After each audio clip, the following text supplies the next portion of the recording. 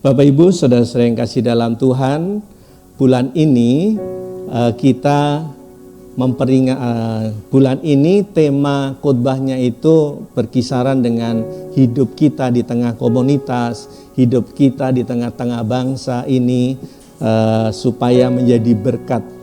Nah, pada sore hari ini karena besok kita akan memperingati hari ulang tahun kemerdekaan yang ke-81, maka tema hari ini pun juga relate dengan momentum perayaan hari ulang tahun kemerdekaan Republik Indonesia yang ke-81.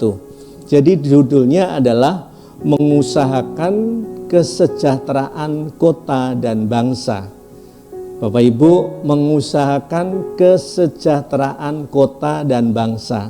Kota itu berbicara tentang tempat, bangsa itu berbicara tentang komunitas. Dan semua orang di antara kita, Bapak Ibu, pasti kita tinggal di suatu tempat. Kita juga ada di dalam komunitas. Konteksnya kalau nanti yang kita baca ini adalah kita tinggal di Indonesia. Kita tinggal di bangsa Indonesia. Bagaimana kita bisa menjadi berkat, kita bisa berperan aktif di mana kita berada dan di bangsa kita berada. Bapak Ibu, mari kita baca dulu di dalam Alkitab kita. Bapak Ibu, kita baca di dalam Yeremia pasal 29, next.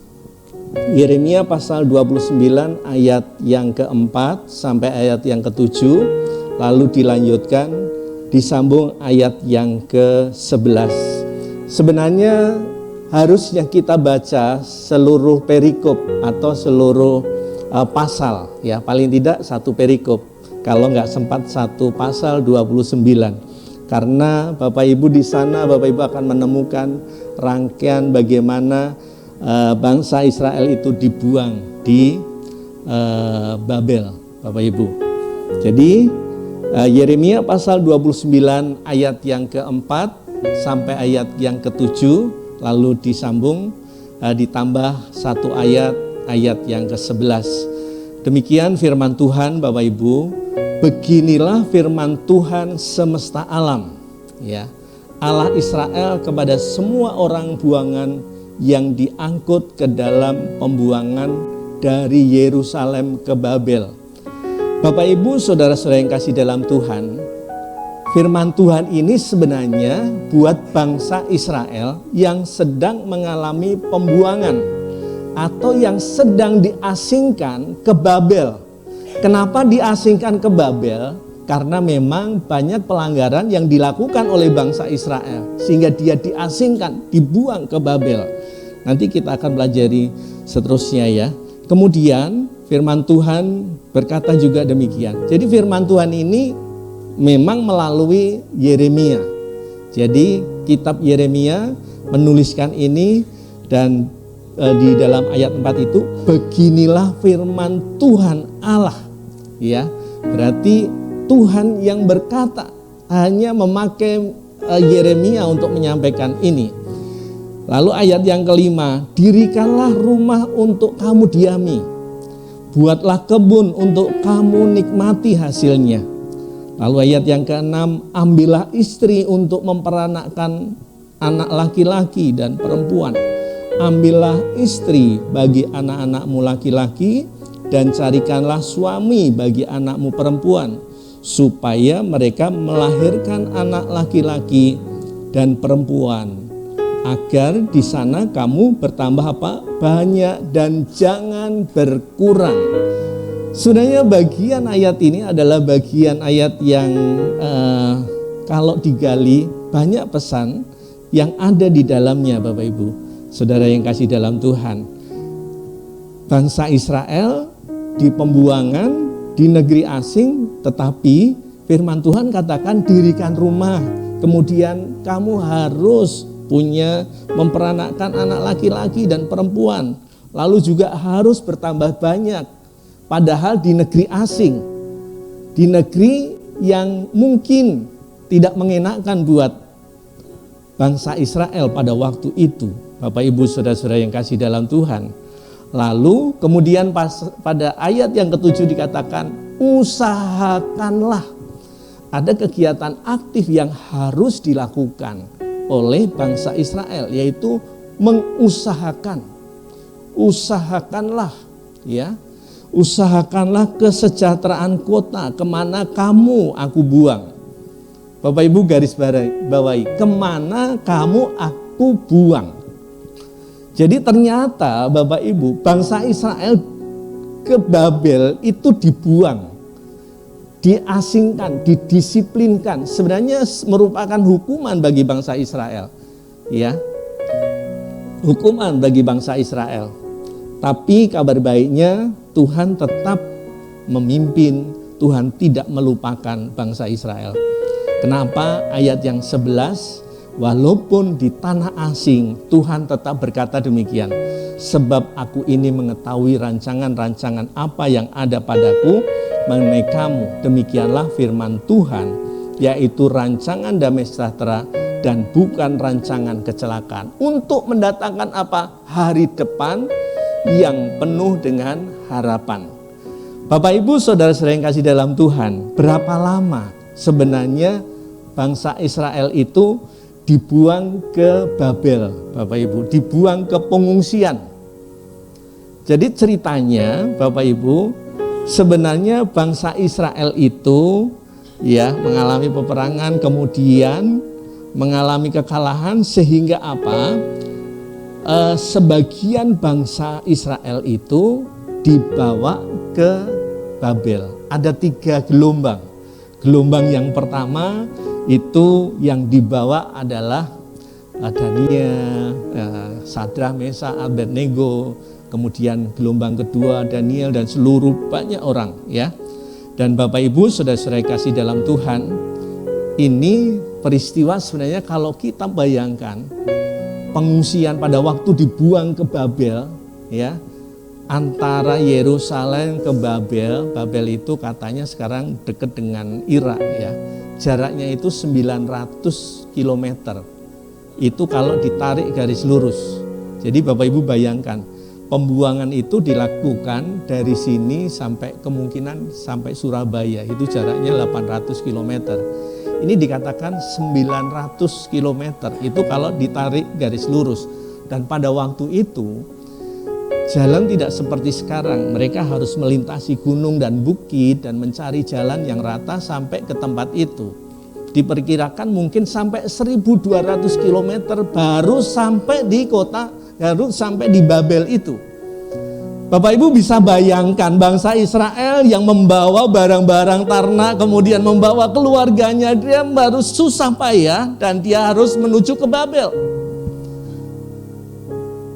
Saya pernah tinggal di Kayu Gede 1, lalu pada waktu itu banjir, ya, banjir besar tahun 2002. Devina masih umur 2-3 tahun lah.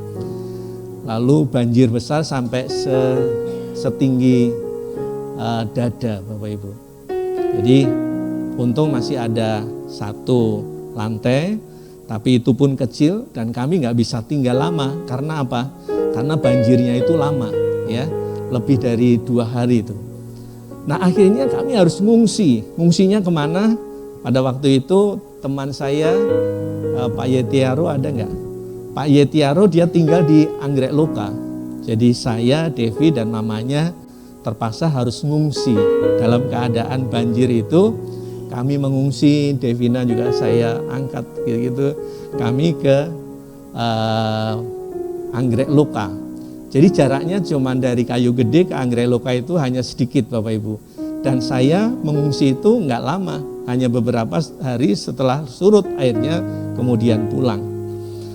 Tapi bangsa Israel pada waktu itu mengungsinya, dibuangnya itu jaraknya 90 km. Jadi Bapak Ibu bisa bayangkan, seolah-olah dia nggak punya harapan. Dia nggak punya harapan bagaimana nasib saya nanti di sana, bagaimana saya harus kembali dan seterusnya. Bapak Ibu, bayangkan Bapak Ibu. Dan dibuangnya itu 70 tahun. Di dalam Yeremia pasal 29 next. Yeremia pasal 29, Bapak Ibu, ayat yang ke-10 dikatakan, sebab beginilah firman Tuhan, apabila telah genap 70 tahun bagi Babel, barulah aku memperhatikan kamu. Aku akan menempati janjiku itu kepadamu dengan mengembalikan kamu ke tempat ini. Jadi Bapak Ibu, pembuangan itu berlangsungnya 70 tahun di Babel. Bapak Ibu, hari ini saya mau bertanya, Bapak Ibu, siapa yang asli orang Serpong? Ya. Kebanyakan dari kita pendatang, ada yang dari Bangka, ada dari Jawa Tengah, ada yang dari Sumatera, ada yang dari Tapanuli, Manado, Sulawesi, ya, ada dari berbagai tempat. Dan kita ada di tempat yang sepertinya asing buat kita. Saudara, menyenangkan enggak tempat ini buat saudara? Atau di negara kita saja? Saudara, menyenangkan enggak di tempat di negara Indonesia ini? Ya, mungkin Bapak Ibu, hari-hari ini kita merasa kita orang minoritas yang kadang-kadang kita juga mengalami persekusi yang luar biasa. Mungkin kita bukan golongan mayoritas di negara kita ini. Bapak Ibu, saudara yang kasih dalam Tuhan, demikian juga pada waktu itu bangsa Israel dibuang ke tanah Babel. Itu kondisinya tidak mengenakan, pasti tidak mengenakan. Karena mereka sebagai orang asing di negeri Babel itu, di Babel itu. Bayangkan Bapak Ibu, dibuang 70 tahun. Jadi ini analoginya seperti kita tinggal dibuang begitu, kita tinggal di sebuah kontrakan gitu ya. Nah Bapak Ibu, kita harus mengusahakan kontrakan itu. Atau nanti lebih jelas lagi, nanti ada ilustrasinya yang lebih pas ya. Dan Bapak Ibu, mereka tidak tinggal di sana selamanya. Ini juga ada gambaran seperti kita ini punya dua kewarganegaraan. Saudara dan saya itu punya dua warga negara. Yang satu di dalam Efesus kalau nggak salah itu dikatakan kamu adalah warga kerajaan surga. Setelah kita menerima Yesus sebagai Tuhan dan Juru Selamat, kita ini, saudara dan saya, itu warga kerajaan surga. Di sisi lain, kita juga warga negara Indonesia. Yang lama yang mana? Warga negara surga atau warga negara Indonesia, Bapak Ibu? Warga negara surga. Karena kita nanti di sana itu kekal. Kalau di sini, seperti gambaran bangsa Israel, hanya berapa? 70 tahun, Bapak Ibu. Itu sebenarnya nubuatan juga, seperti umur manusia, rata-rata itu Mazmur berkata, Mazmur 90 ayat 2, umur manusia itu berkisar antara 70 sampai 80 tahun. Ya. Pak Sabtono sekarang umur berapa? 60 lebih ya. 60 berarti kalau sampai 70 masih diberi waktu sampai 80 ya, rata-rata kan 70 sampai 80. Itu kok waktu kita di pembuangan ini ya. Nah, waktu kita di pembuangan ini, waktu kita di negara ini, waktu kita di bumi ini, waktu kita di dunia ini. Demikian juga pada waktu itu bangsa Israel dibuang itu 70 tahun. Tapi ada yang mengatakan, kamu nggak lama kok di sana, sebentar lagi kamu nanti akan pulang. Nabi-nabi palsu mengatakan demikian. Tapi Yeremia mengatakan, jangan dengarkan itu. Makanya kemudian Tuhan berkata, kamu harus mengusahakan tempat di mana kamu tinggal. Bapak Ibu, saudara-saudara yang kasih dalam Tuhan, ya, firman ini disampaikan kepada bangsa Israel yang sedang berada di pengungsian, di pembuangan Babel. Secara manusia mereka ada di kota musuh dalam keadaan tidak nyaman dan ingin segera pulang. Ya, ibarat bepergian, mereka bawa kopernya itu nggak dibongkar-bongkar. Nanti sebentar lagi saya akan pulang. Ternyata tidak. Tetapi Tuhan justru memerintahkan mereka untuk aktif memberkati kota tempat mereka dibuang. Prinsip ini sangat relevan dengan perayaan kemerdekaan bangsa kita. Jadi Bapak Ibu, nats ini atau firman Tuhan ini mengajarkan tentang apa saja. Bagaimana kita bersikap di negara kita, di bumi kita ini, hari-hari ini, menjelang hari kemerdekaan juga. Yang pertama Bapak Ibu, doakanlah kesejahteraan kota. Yeremia pasal 7 ayat 7b dikatakan, dan berdoalah Bapak Ibu. Dan berdoalah untuk kota itu kepada Tuhan. Usaha tanpa doa akan menjadi sia-sia. Doa adalah senjata utama orang percaya untuk mengubah kota Bapak Ibu. Atau mungkin dibaca lengkapnya, minta dibantu, ya, mungkin minta dibantu Pak Heri Juanda kali. Yeremia pasal 29 ayat yang ke-7. Mungkin Pak Heri Juanda bisa bantu baca ya.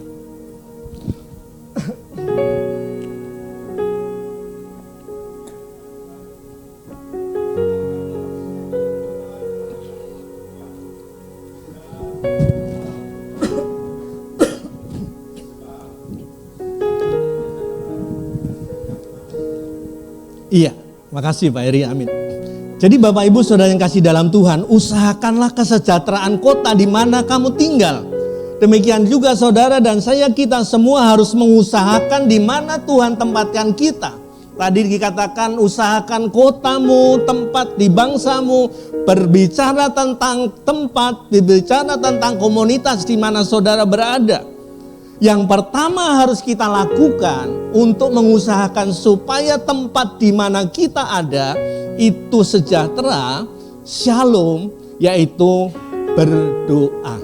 Bapak Ibu, usaha kita tanpa doa itu akan menjadi sia-sia. Semuanya harus diawali dengan doa, apapun itu.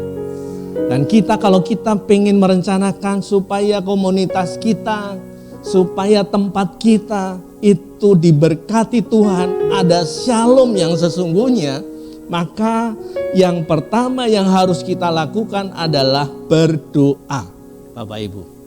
Supaya apa? Supaya ada kesejahteraan, supaya hadir shalom yang sesungguhnya dari Tuhan, Bapak Ibu. Jadi kata sejahtera itu berasal dari kata shalom, bahasa Yunaninya, ya. Shalom, bahasa Ibraninya, ya. Shalom itu adalah sejahtera, damai yang penuh, ya. Sekarang kita sudah shalom enggak? Makanya kalau kita berkunjung ke suatu tempat, ya, kalau orang saudara kita katakan assalamualaikum, tapi kita shalom. Shalom itu sudah terwujud enggak? Sudah terwujud belum di dalam kehidupan saudara dan saya? Kehidupan kita. Sudah terwujud belum? Belum, ya, tapi sedang berproses, ya. Shalom itu akan benar-benar terwujud ketika Tuhan hadir di tengah-tengah kehidupan kita. Itu shalom itu akan menjadi nyata. Dan shalom sejati itu akan menjadi penuh ketika kita berjumpa dengan Tuhan. Ketika kita nanti pulang, ya, setelah 70 tahun, 80 tahun kita pulang, baru kita akan menikmati shalom yang sesungguhnya, ya, karena kita akan bersama-sama dengan Tuhan. Nah, sementara kita di bumi ini, kita harus mengusahakan kesejahteraan. Yang pertama yang harus kita lakukan adalah berdoa. Bapak Ibu, bagaimana caranya berdoa, Bapak Ibu? Ya, bagaimana supaya kita mendoakan bangsa kita itu menjadi bangsa yang baik, bangsa yang ada shalom di tengah-tengahnya, Bapak Ibu. Banyak orang yang berdoa hanya untuk keperluannya sendiri, ya, tapi jarang berdoa dengan sungguh-sungguh untuk lingkungan kita di mana kita berada, untuk lurah, kelurahan, untuk gubernur, untuk bangsa, presiden, dan seterusnya. Biasanya itu hanya dinaikkan di doa-doa syafaat saja. Padahal Tuhan memerintahkan kita menjadi doa syafaat buat bangsa. Hari Jumat kemarin kami bersama murid-murid, ada yang murid-murid enggak ya? Kami ke SICC ya. Yang Sentul itu namanya apa? SICC ya kalau nggak salah ya. Kami berdoa di sana bersama-sama dengan Aras Kota, ada Pak Niko juga datang ya, kemudian ada Pak Kiki Cahyadi dan Pak Gumer Gultom dan lengkap ya. Mereka berdoa, kita semua berdoa. Kami bawa sekitar 100 murid ke sana karena ada undangan dan kami semua berdoa. Dan mereka sampaikan, tidak ada kata lain, tidak ada usaha yang utama yang harus kita lakukan kecuali doa. Tanpa doa bangsa kita akan makin hancur. Sebab itu saudara-saudara yang kasih dalam Tuhan, kita harus berdoa. Dan ketika kita berdoa, Tuhan bekerja, Tuhan buka pintu, mengubah hati pemimpin dan mendatangkan lawatan Tuhan yang luar biasa. Bapak Ibu, saudara-saudara yang kasih dalam Tuhan, ini yang harus kita doakan hari-hari ini. Dan semakin hari kita merasakan ini makin sulit ya, kayaknya makin nggak menentu. Tapi Bapak Ibu, kita sebagai bangsa, sebagai anak Tuhan, tidak boleh larut di dalam situasi itu. Kita harus tetap optimis, harus mengusahakan supaya di mana kita ada, kita tetap memberikan api semangat itu kepada tempat di mana kita berada. Bapak Ibu, caranya bagaimana Bapak Ibu? Kita berdoa. Mungkin selama ini kita berdoa, ya udah berdoa saja, kumpul ya. Lalu kita naikkan doa tiap hari Jumat, kita doa ya. Bagus itu Bapak Ibu. Tapi kemarin Pak Niko sampaikan begini, dan itu saya teringat. Dari tahun 2002, Pak Niko itu berdoa buat bangsa dan negara. Tapi tekanannya hanya di doa. Ayo kita doa, kita kerahkan semua, kita berdoa, kita semua berdoa. Tapi aspek yang satu ini Bapak Ibu, aspek yang satu ini sekarang lebih ditekankan lagi.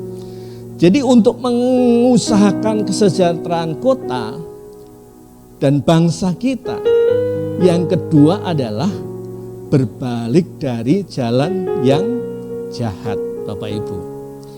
Dalam 2 Tawarik 7 ayat 14 dikatakan, dan umatku yang atasnya namaku disebut, ya,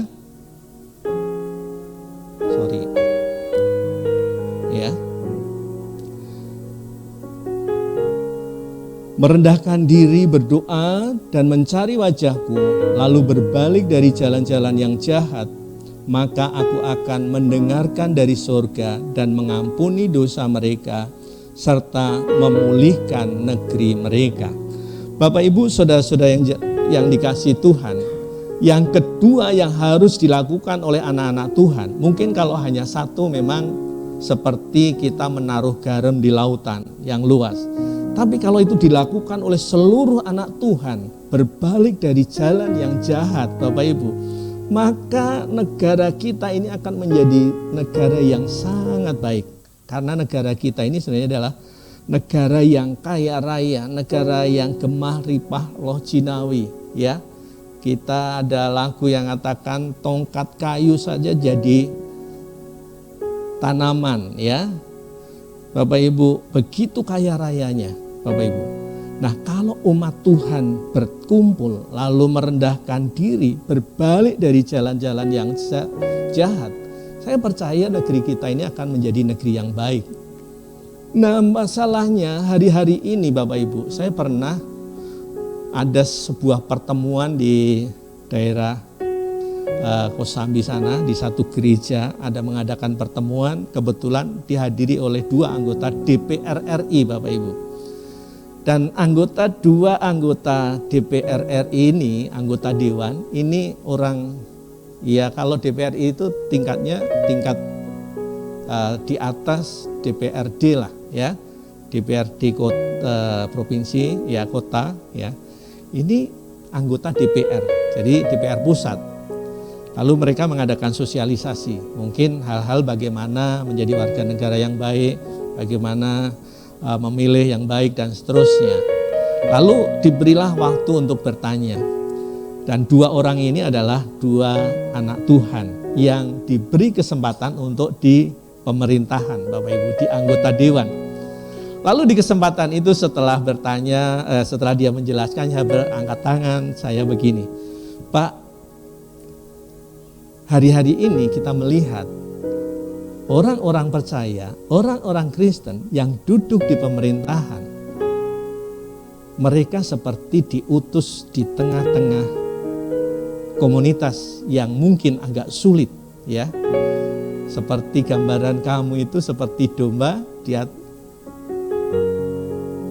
di tengah serigala, ya.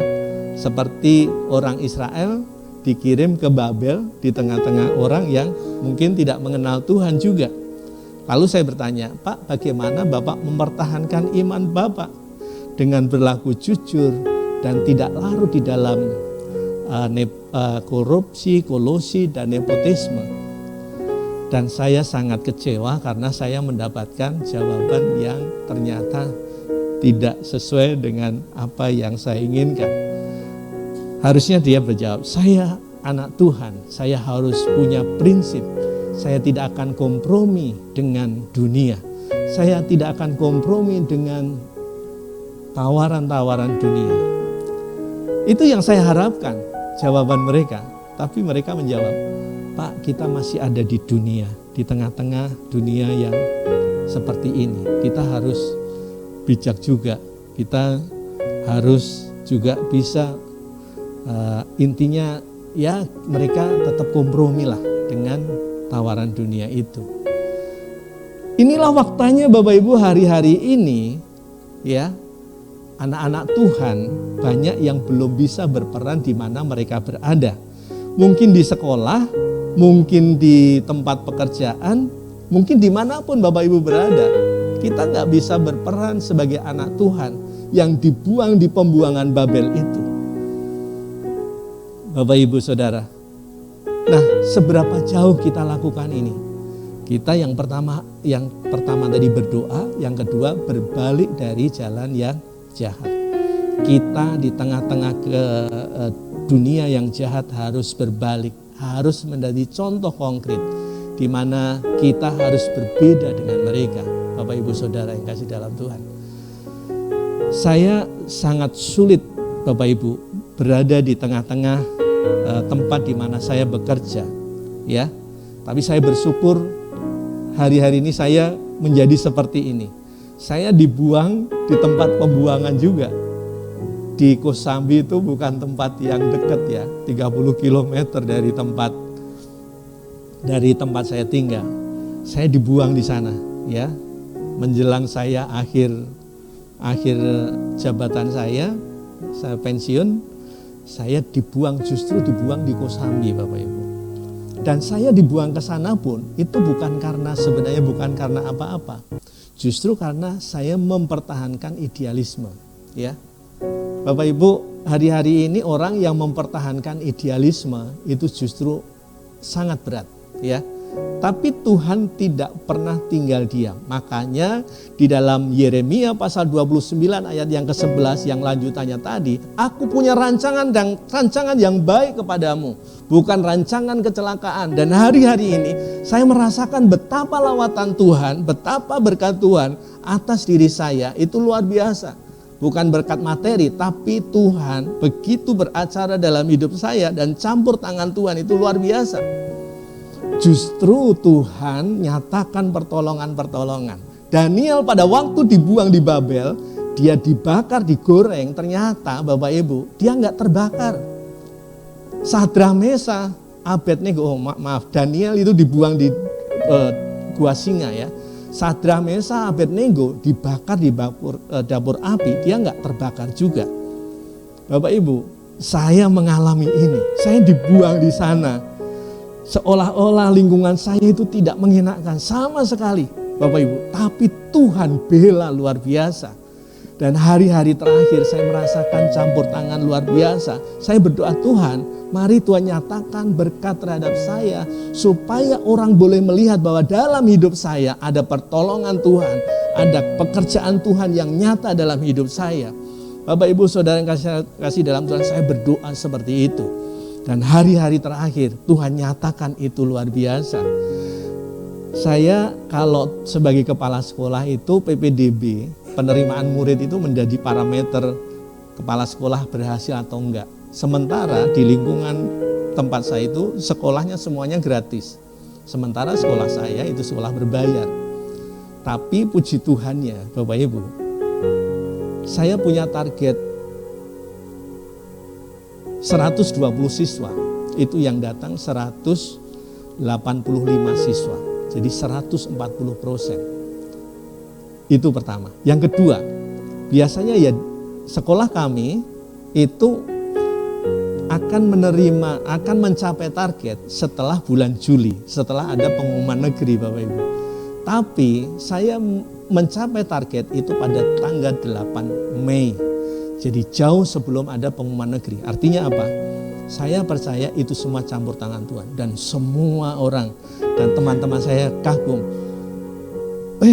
Pak Pendeta sudah mencapai target duluan. Memang saya di sekolah itu dipanggil pendeta ya. Jadi udah mencapai target, dan sepanjang sejarah nggak pernah mencapai target itu di tanggal 8 Mei Bapak Ibu Saudara. Tapi kemarin saya mencapai target 140% Bapak Ibu. 180-an siswa lah ya. Jadi Bapak Ibu Saudara, orang melihat ini. Demikian juga ketika bangsa Israel itu dibuang di Babel, harusnya mereka usahakan dimanapun engkau ada, harus mengusahakan kesejahteraan kota. Berbalik dari jalan-jalan yang jahat, maka Tuhan akan campur tangan dalam kehidupanmu. Bapak Ibu Saudara, saya nggak tahu hari ini saudara ditempatkan di mana. Saudara harus menjadi pembawa damai dimanapun saudara berada. Bapak Ibu menjadi pembawa damai, menjadi harapan bagi kota itu. Bapak Ibu Saudara, sebab kesejahteraannya adalah kesejahteraanmu juga. Kalau Bapak Ibu tinggal di tempat kontrakan, ada genteng bocor, lalu Bapak Ibu nggak betulin, Bapak Ibu juga susah juga. Makanya ketika saudara berada di dunia ini, di bumi ini, saudara juga harus bertanggung jawab. Saudara harus bekerja dengan baik. Itu yang terakhir, bertanggung jawab dimanapun Tuhan tempatkan Anda. Di sekolah, di rumah, bahkan di rumah tangga pun saudara harus bertanggung jawab Bapak Ibu. Di rumah, di komsel, di komunitas, di RT RW, Bapak Ibu harus jadi berkat. Dimanapun harus menjadi membawa harapan. Dan ini Tuhan bawa saya ke sana. Saya di komunitas di tempat saya juga jadi RT juga sudah sejak tahun 2017 sampai hari ini ya. Di tempat Kayu Gede dulu saya juga jadi RT juga. Bukan apa-apa ya, tapi memang saya pengen masuk ke komunitas itu. Dan ketika saya masuk ke komunitas itu di lingkungan, akhirnya kami komsel itu dengan baik ya, artinya diterima oleh masyarakat. Jadi menjadi pembawa damai, kemudian bertanggung jawab dimanapun saudara berada. Baik di kota, mungkin pelayan pujian boleh naik ke atas. Sebab kesejahteraannya adalah kesejahteraanmu juga. Jadi Bapak Ibu Saudara yang kasih dalam Tuhan, di ayat yang sebelumnya tadi Yeremia pasal 29 ayat yang kelima kalau nggak salah 4, itu kamu harus mendirikan rumah di situ. Padahal 70 tahun Bapak Ibu tinggal di situ ya. Mereka akan balik lagi, tapi dia harus mengusahakan, harus bikin rumah, harus berkembang, harus tumbuh, harus berdampak di mana saudara ada. Saudara dan saya itu berada di dunia ini tidak lama. Nanti kita juga akan kembali. Maka kita juga harus mengusahakan. Tapi ingat Bapak Ibu, kita tidak selamanya tinggal di dunia ini. Makanya kita nggak harus mengusahakan yang melebihi apa yang kita usahakan di warga negara kita yang nanti, ya. Nanti kita akan naikkan pujian yang nanti, yang tadi sebelum masuk firman tadi aja ya. Ya. Jadi Bapak Ibu ingat ya, yang kita kerjakan walaupun Tuhan berkata usahakanlah di mana kamu berada. Tapi Bapak Ibu jangan lupa kita juga mengusahakan kewarganegaraan kita yang ada di surga. Maksud saya Bapak Ibu, kalau saudara bekerja sekarang ini mengusahakan apa yang saudara dimanapun saudara berada, jangan lupa Bapak Ibu, setelah 70 tahun kita akan kembali kepada tempat kita yang sesungguhnya. Ke tempat kediaman kita di bumi ini akan dibongkar, tapi ada tempat kediaman kita yang kekal, yaitu di surga nanti. Mungkin kalau saudara tinggal di kontrakan, saudara memang harus mengusahakan. Kalau airnya sudah mulai kering seperti hari-hari ini, ya saudara harus gali lagi sumurnya. Walaupun itu rumah kontrakan, supaya saudara bisa mandi. Kalau ada atapnya yang bocor, saudara juga harus betulin atap itu, supaya saudara bisa berteduh dengan baik. Tapi nggak mungkin rumah itu saudara renovasi dengan megah, karena itu bukan rumah saudara sesungguhnya. Rumah saudara sesungguhnya adalah rumah yang ada di sorga. Bapak Ibu saudara yang kasih dalam Tuhan, benar kita harus usahakan itu. Tapi mari kita usahakan juga kediaman kita di surga. Dengan apa? Dengan sungguh-sungguh datang kepada Tuhan, berdoa, berbalik dari jalan-jalan yang jahat, dan